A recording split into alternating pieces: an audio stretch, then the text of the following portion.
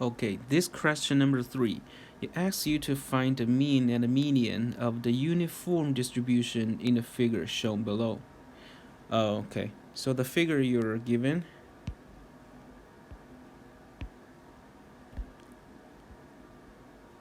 looks like this.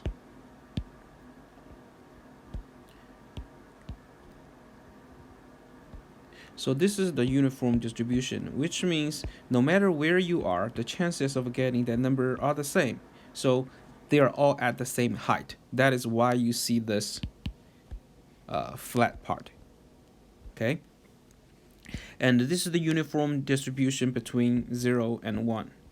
So this number, 0 and 1, I just wrote here, is the sample space.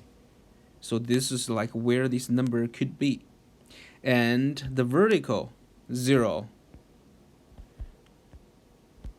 to this number 1 is how likely, the likeliness of a chosen number to happen. So since they are uniformly distributed, and as we mentioned this several times in class, it should be at the same height. And this one here is just how likely the given or the chosen number in the sample space will happen. Okay? However, keep this in your mind.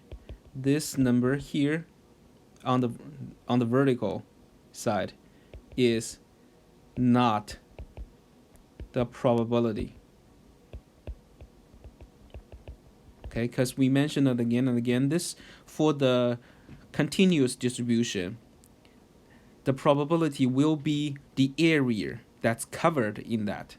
Okay, so from 0 to, if I want to find what's the probability of finding a number that's between 0 and 1, like any number, so in this case we are looking at the whole area here, because from 0 to 1, how likely it is happen. So the whole sample space is just 0 to 1. If you want any number to happen between them, of course it's 100%. Then which means we are calculating the area between 0 all the way to 1 here, and the total area should be 1. That is why we see the number 1 here. Okay, so this one does not mean 100%. It means how likely this number is going to happen. And of course, if you want to find the mean, this is uniformly distributed. The mean will of course happen right in the middle. Okay, so this is not middle. Let me move this a little. Okay, so this is here. So this number represents the mean, which is 0.5. And next, we want to find the median.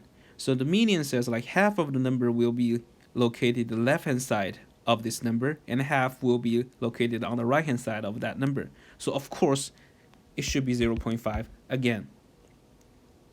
Yeah, this you can just do this by definition. And then we want to find Q1 and Q3.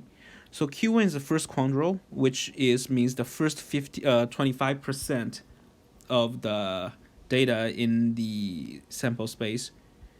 So of course it will be half of the half, 0.25. And the third quantile, 0.75, right? It's the half of the half on the other side. So it's here.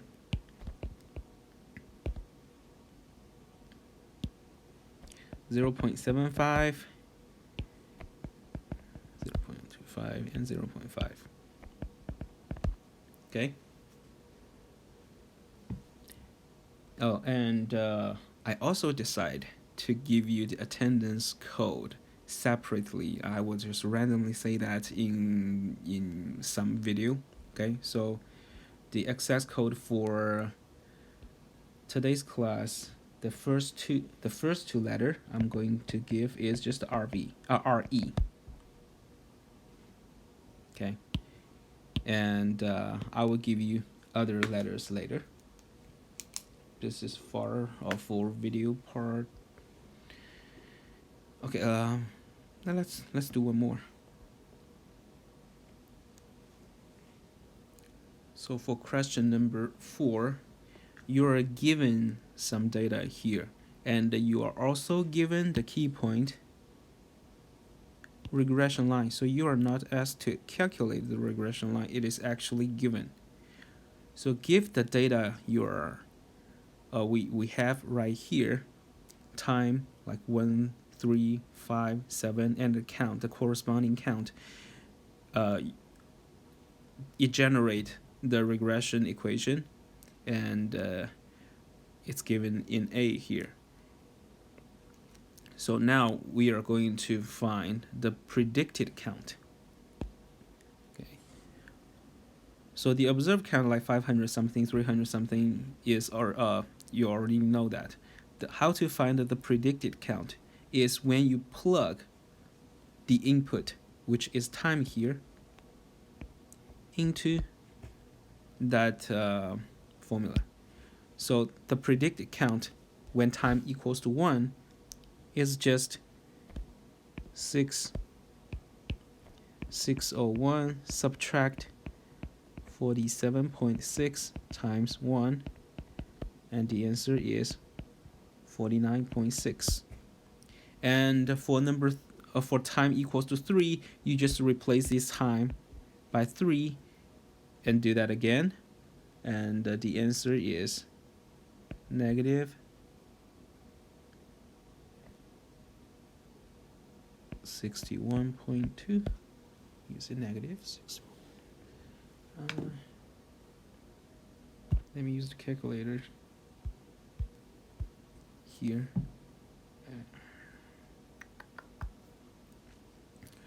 601 subtract 3 times. No, 3 times. Let's stick to the formula. 74.6 times 3. Yeah, the answer is 300 something.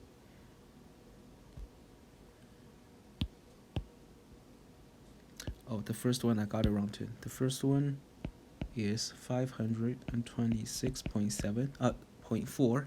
The second one is 377.2. And you plug 5 into that, then you plug 7 into that, you will have the answer of 228.0, and because you're asked to find to round your answer to 1 decimal places. And the last one, 78.8. Okay,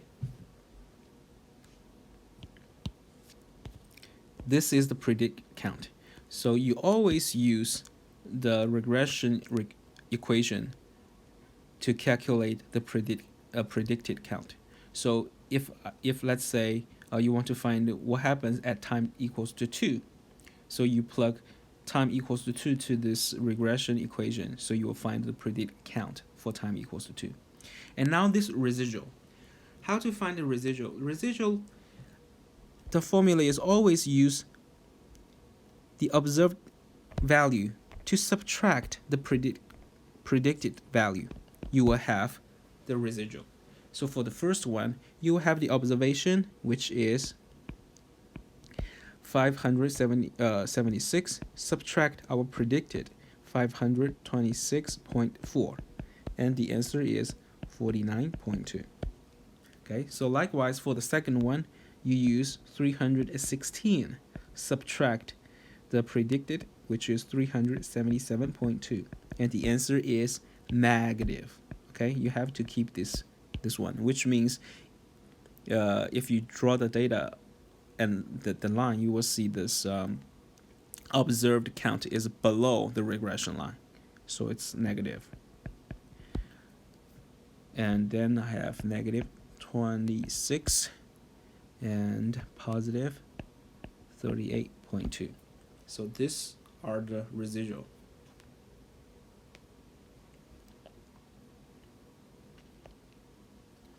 And now we need to plot the residual versus time. So you see, you just need to find the corresponding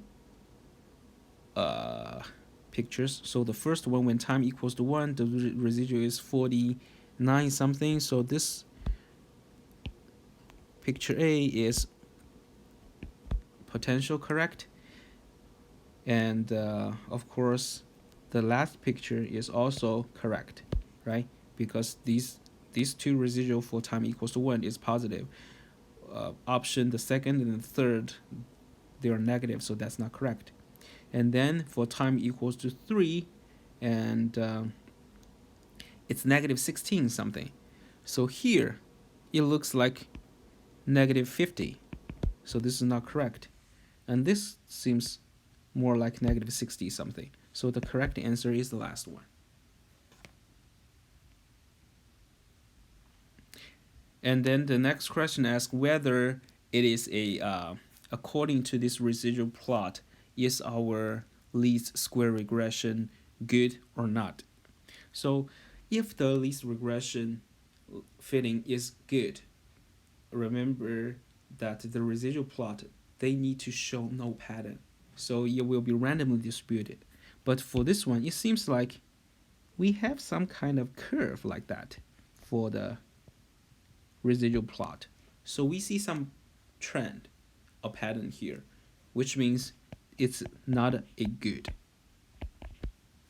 regression line. Okay?